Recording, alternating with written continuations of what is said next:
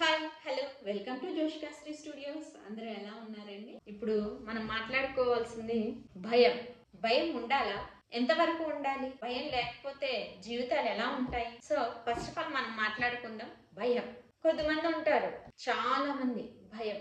మాట్లాడాలంటే భయం, నలుగురిలో కలవాలంటే భయం, స్టేజ్ ఎక్కి పెర్ఫార్మెన్స్ ఇవ్వాలంటే భయం, స్టేజ్ ఫియర్. అంటే ముందే వాళ్ళు పాపం కాన్ఫిడెన్స్ గా చేస్తారు, కానీ ఏమో నాలో ఏ లోపం ఎవరు కనిపెట్టేస్తారో, నేను చేసే ఏ మిస్టేక్ ఎవరికి తెలిసిపోయి ఏమనుకుంటారో అని ముందే వాళ్ళు ఆలోచించుకొని భయపడుతూ ఉంటారు. నలుగురితో కలవాలంటే భయం, అమ్మో నేను ఏదైనా తప్పుగా మాట్లాడితే వాళ్ళు ఏమనుకుంటారు అనేసి భయం. ఏదైనా పని చేయాలంటే భయం, ఎవరైనా బ్లేమ్ చేస్తారేమోనని. అలా ప్రతి దానికి భయం భయం భయం. ఆ భయంతోనే సగం జీవితం గడిచిపోతుంది. సో మనిషికి ఉండేది ఒకే ఒక జీవితం కదండి. నెక్స్ట్ జన్మలు ఉన్నాయో లేదో మనకైతే తెలియదు. సో అమ్మకైనా అదే జీవితం, నాన్నకైనా అదే జీవితం, నాకైనా అదే జీవితం, మీకైనా అదే జీవితం. ఎవరి జీవితం వాళ్ళు భూమి మీద ఆయుష్ ఉన్నంత వరకు జీవించాలి. సో అదే జీవితాన్ని మనము కొన్ని విషయాల్లో భయంతో వెనకడుగులు వేస్తూ ఉన్నాం. ఆ జీవితంలో ప్రతి దానికి భయం. ఒక పని మొదలు పెట్టాలంటే భయం, ఒక బిజినెస్ స్టార్ట్ చేద్దాం అని అనిపిస్తుంది, మంచి ఆలోచనలు ఉంటాయి, చాలా బాగా వాళ్ళకి ఒక రకమైన హిడెన్ టాలెంట్ ఉంటుంది వాళ్ళలో. బిజినెస్ స్టార్ట్ చేస్తే బాగుంటుంది అనిపిస్తుంది, కానీ భయం ఎక్కడ ఫెయిల్ అయిపోతుందో, లేకపోతే ఒకవేళ కానీ నేను ఫెయిల్ అయితే నా చుట్టూ ఉండే ప్రపంచం నన్ను హేళన చేస్తుందేమో అని భయం.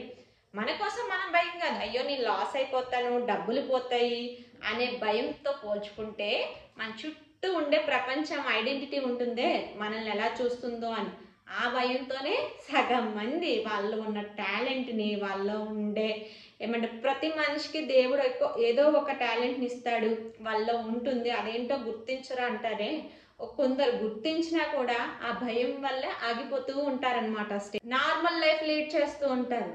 కొన్ని వాళ్ళలో ఉండే ఆ టాలెంట్స్ కూడా భయం అనే పొర పూర్తిగా కప్పేస్తూ ఉంటుంది అనమాట. ఎక్కడికైనా వెళ్ళాలంటే భయం, ఏదైనా చేయాలంటే భయం. ఏ ఏ ఎలాంటి సిచ్యువేషన్లో ఏదో నీ జీవితం మొదలైందో అదే సిచ్యువేషన్లో అక్కడే అలాగే కూర్చొని ఉంటావు. ఒక్కసారి ఆ చీకటి గదిలోంచి బయటికి రా, వెలుగు వైపు చూడు, ఒక్కసారి భయాన్ని ధైర్యంతో ముందుకు అడుగు వేయి. ఆ భయం 2 అడుగులు వెనక్కి వేస్తుంది. ఒక్కసారి భయం వైపు ధైర్యంగా చూడు, ఆ భయమే నీకు కనబడకుండా కనుమరుగైపోతుంది. ధైర్య సాహసే లక్ష్మి అన్నారు. అంటే ధైర్యంతో కూడితే లక్ష్మీదేవి తనంతట తాను వస్తుంది.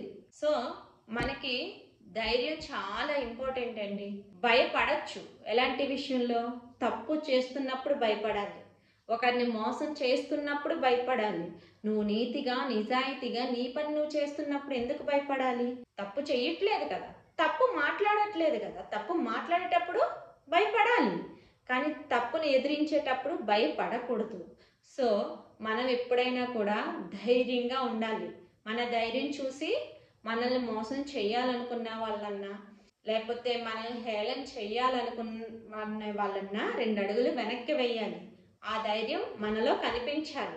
మనం అమాయకంగా బిక్కుబిక్కుమంటూ ఉన్నాం అనుకోండి, కాసే చెట్టుకే రాళ్ల దెబ్బ అన్నట్టు పడే వాళ్ళకే మాటలు అనమాట. ఒకసారి ధైర్యంతో ఉండి చూడు, జనం భయపడుతూ ఉంటారు. సో నువ్వు భయపడుతూ అక్కడే కూర్చోకు, వెలుగు వైపు చూడు, అడుగులు ముందుకు వేయి, గమ్యం నీ వైపే. నువ్వు ఖచ్చితంగా అనుకున్నది సాధిస్తావు. ఆ భయాన్ని వదిలితే ఒక కొత్త ప్రపంచం నీకు పరిచయం అవుతుంది.